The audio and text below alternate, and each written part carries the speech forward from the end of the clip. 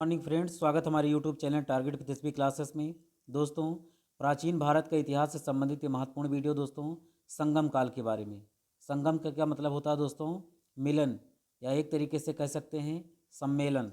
ठीक है, तो पहली और तीसरी सदी से संबंधित ये तीनों घटनाएं हैं, चोर, चेल और पांड्य वंश के बारे में दोस्तों। इसमें टॉप 10 सेलेक्टेड क्वेश्चन को इसमें हमने शामिल किया दोस्तों। ये वीडियो दोस्तों आपका चाहे आर की बात है, यूपीपीसीएस की बात है, इतिहास जिस भी एग्जाम में पूछा जाता है दोस्तों, उन सभी के लिए वीडियो काफ़ी इंपॉर्टेंट साबित होने वाला है। बीपीएससी टीआरई 4.0 भी आपका होने वाला है, या और भी जो एग्ज़ाम आपके आने वाले हैं उन सभी के लिए ये वीडियो 100% यकीन मानिए बहुत ही महत्वपूर्ण साबित होने वाला है। ठीक है, तो चैनल पे अगर आप पहली बार विजिट कर रहे हैं, सब्सक्राइब कर लीजिएगा, वीडियो को शेयर भी कीजिए, और जो 10 क्वेश्चन है दोस्तों इसमें से अपने आप को जांचिए, परखिए, समझिए कि मेरा 10 में से कितना प्रश्न सही हुआ होगा। ठीक है, तो आइए देखते हैं दोस्तों, शुरू करते हैं। तैयारी तो आपने बहुत किया है दोस्तों, अब आप कमेंट बॉक्स में ज़रूर बताइए कि कितना मेरा सही हो रहा है। तमिल का गौरव ग्रंथ जीवक चिंतामणि किससे संबंधित है? जैन धर्म से, बौद्ध धर्म से, हिंदू धर्म से, या फिर ईसाई धर्म से? तो राइट आंसर है दोस्तों आपका जैन धर्म। किससे संबंधित है? जैन धर्म से संबंधित है। जीवक चिंतामणि, क्या नाम है उसका? जीवक चिंतामणि। अगला क्वेश्चन है दोस्तों, ये दोस्तों पहले क्वेश्चन का आंसर है। संगम युग में उरयूर किस लिए विख्यात था? संगम युग में उरयूर किस लिए विख्यात था? मसाले के व्यापार का महत्वपूर्ण केंद्र था, कपास के व्यापार का महत्वपूर्ण केंद्र था, या फिर विदेशी व्यापार का महत्वपूर्ण केंद्र था, या फिर आंतरिक व्यापार का महत्वपूर्ण केंद्र था? तो आपका जो राइट आंसर हो जाएगा दोस्तों वह है आपका कपास के व्यापार का महत्वपूर्ण केंद्र था। राइट आंसर क्या है आपका? दूसरे का बी सही है। ठीक है, ये कपास के व्यापार का जो महत्वपूर्ण केंद्र था वो उरयूर था। क्या था? उरयूर। अगला क्वेश्चन दोस्तों, कावेरी पट्टनम या फिर पुहर, क्या नाम है उसका? कावेरी पट्टनम या पुहर की स्थापना किसने किया था? कारिकाल, सेनगुट्टवन, नेंडुजेलियन, या फिर इनमें से कोई नहीं? ये दक्षिण भारत के नाम है दोस्तों, इसलिए आपको अजीब लग रहा होगा, लेकिन यही उसका वास्तविक नाम है। तो राइट आंसर है दोस्तों आपका कारिकाल। क्या सही है?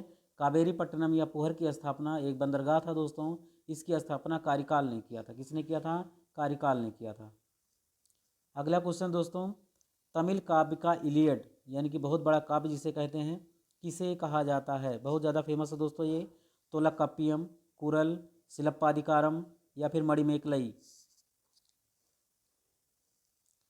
तो राइट आंसर है दोस्तों आपका मणिमेकलई। क्या सही है? मणिमेकलई तमिल काव्य का इलियड कहा जाता है। क्या किसको कहा जाता है? इलियड। अगला क्वेश्चन दोस्तों आपका, तिरुवल्लुवर, तिरुवल्लुवर या कुरल या मुप्पाल? एक दोस्तों कवि थे तिरुवल्लुवर, इनकी जो रचना थी दोस्तों कुरल या फिर मुप्पाल। इसको क्या कहा जाता है? तमिल भूमि का बाइबिल, तमिल भूमि का महान व्याकरण ग्रंथ, तमिल भूमि का महान नाट्य ग्रंथ, या फिर इनमें से कोई नहीं? तो सही आंसर है दोस्तों आपका तमिल भूमि का बाइबिल कहा जाता है दोस्तों, यानी कि तमिल के बारे में वहाँ की कह सकते हैं बैकग्राउंड के बारे में बहुत ही विस्तृत ढंग से इसमें वर्णन किया गया है कुरल या मुप्पाल में। और रचना किसकी है? तिरुवल्लुवर की रचना है। किसकी रचना है? तिरुवल्लुवर की रचना है। अगला क्वेश्चन है दोस्तों आपका, किस ऋषि के बारे में कहा जाता है कि उन्होंने दक्षिण भारत का आर्यकरण किया और उन्हें आर्य बनाया? ठीक है, विश्वामित्र, अगस्त्य, वशिष्ठ, या फिर सांभर? तो महर्षि जो आपके अगस्त्य से, ठीक है, इन्होंने ही दक्षिण भारत का आर्यकरण किया, लोगों को आर्य बनाया। ठीक है, तो इन्हीं के बारे में ऐसा कहा जाता है। अगला क्वेश्चन दोस्तों आपका, प्राचीनतम तमिल देवता मुरुगन, क्या नाम है इनका? प्राचीनतम तमिल देवता मुरुगन जो थे दोस्तों, ये किस वैदिक देवता के सदस्य हैं? ठीक है, ब्रह्मा, विष्णु, महेश, या स्कंद, या कार्तिकेय? यहाँ पे सदस्य नहीं होगा दोस्तों, सादृश्य होगा। क्या होगा? सादृश्य। सादृश्य का मतलब क्या होता है? उन्हीं के समान। ठीक है, तो राइट आंसर दोस्तों आपका स्कंद या फिर कार्तिकेय। ठीक है, राइट आंसर यही है। ठीक है, मुरुगन जो देवता थे दोस्तों, स्कंद या फिर कार्तिकेय के क्या थे? उन्हीं के समान इनको माना जाता है। अगला क्वेश्चन दोस्तों आपका, किसके संबंध में यह कहावत कहा गया है कि जितनी ज़मीन में एक हाथी लेट सकता है उतनी ज़मीन 7 आदमियों का पेट भर सकता है। ध्यान से सुनिएगा उस क्वेश्चन को।